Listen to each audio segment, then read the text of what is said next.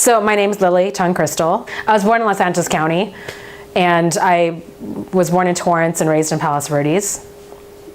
I think the main historical event that affected my family's life in America was the Communist Revolution in China, because my parents are both Chinese. They were born and raised in China, and they both fled China during the revolution.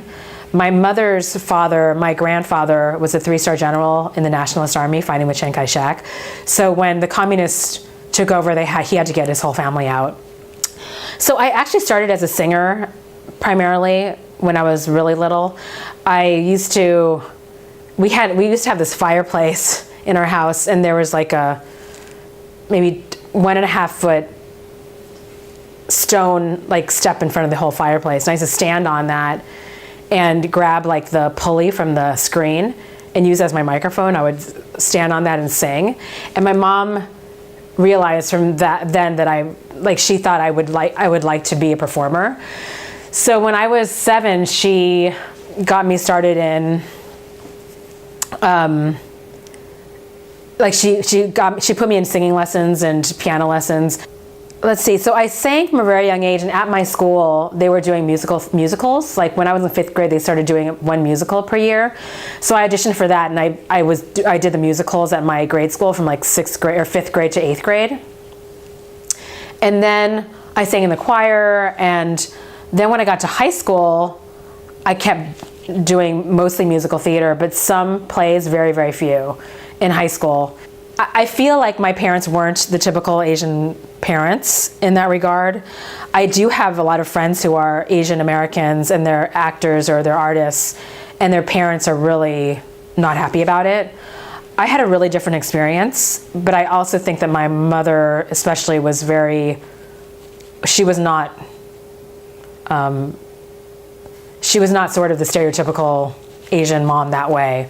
My mom is also really good at art in a certain regard. I mean, she was not a professional artist, but she's an incredible dancer. And she also has an incredible ear for music. So she plays piano and harmonica, and she had an artistic bent about her. And she loves like Hollywood movies. It's because of her that I became an actor, I have to say. So she was very supportive of me diving into those talents, diving into acting and singing and all that, because she was also interested in it. But I do think that she still held on to this understanding and this expectation that academics were at the forefront.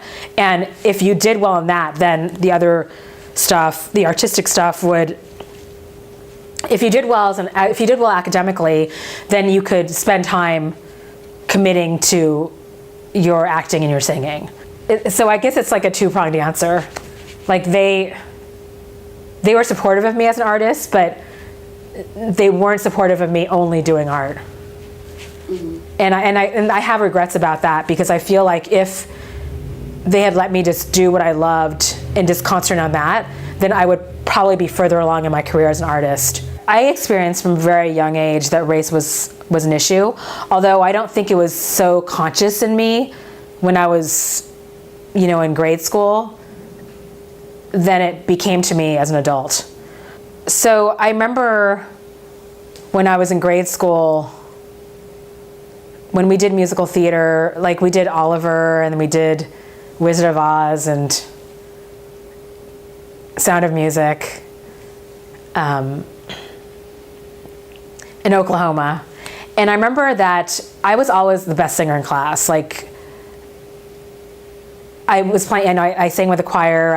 I got multiple solos when I was doing that, and I had been training as a singer I think I and another friend of mine were probably the best singers in the class, and we had both been training for a long time, so it made sense. But when it came to casting for those shows, I was always like a featured ensemble person, but I never got the lead, and I always felt like there was something about, like, I couldn't play Laurie or Ada Annie because that'd be weird, or I couldn't play one of the Von Trapps, or I couldn't play Maria in Sound of Music because I just didn't look the part. And I don't know that for certain, although I did hear things here and there, like, oh, Lily can't play that part, So I that was like from 5th to 8th grade. So I felt like from a very young age, I realized, maybe not totally consciously, that there was this race issue about me. Like, it wasn't a total equal playing field. How it started was, I was in a program at Theater Bay Area for actors, and I was in a program there, and I met another actor, and through that program I got a grant I got like a $2,500 grant. At that time, well, it's still called the Titan Award, and 5 actors got it. 5 actors get it each year. Lately it's been less actors, but for a while 5 actors were getting this grant for $2,500 to go towards their careers. And my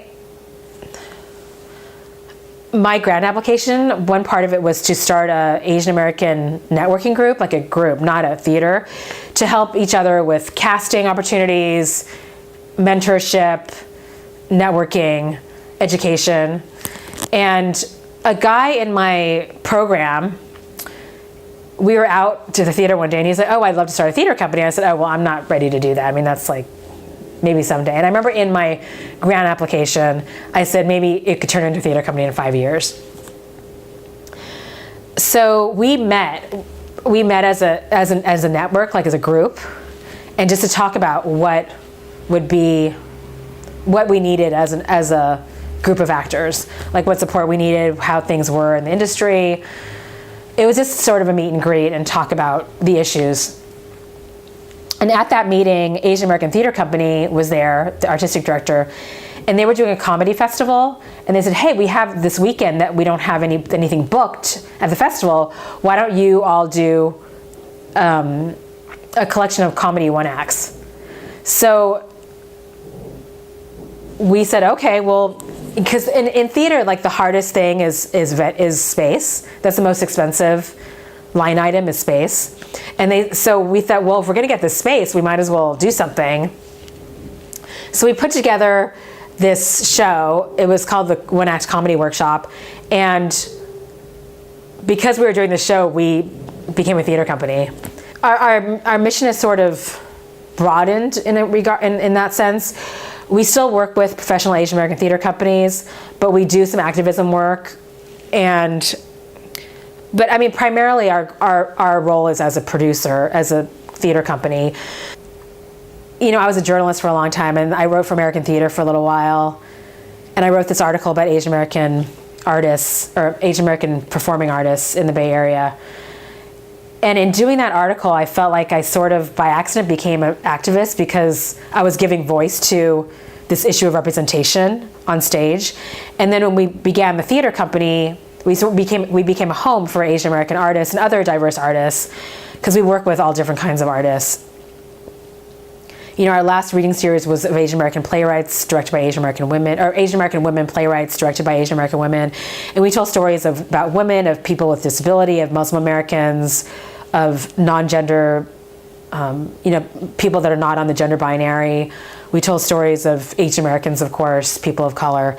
So by starting this theater company and being a home for diverse groups of artists,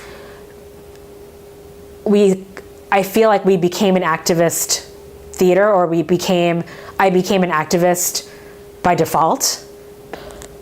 Being in the industry, I'm not only coming upon ceilings, but I'm not only hitting a ceiling, but also I'm seeing all these other really talented actors of color hitting a ceiling. And there's only so much of that you can watch and experience without saying anything about it.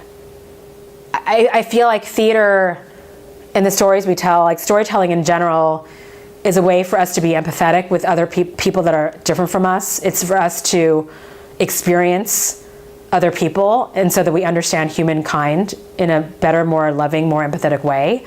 And in some ways, that in itself is a political act. One thing I tell people is that at our theater company, more than diversity, we promote reality. The reality that our neighborhoods comprise people of all different races, genders, and backgrounds, and that theater should represent that reality.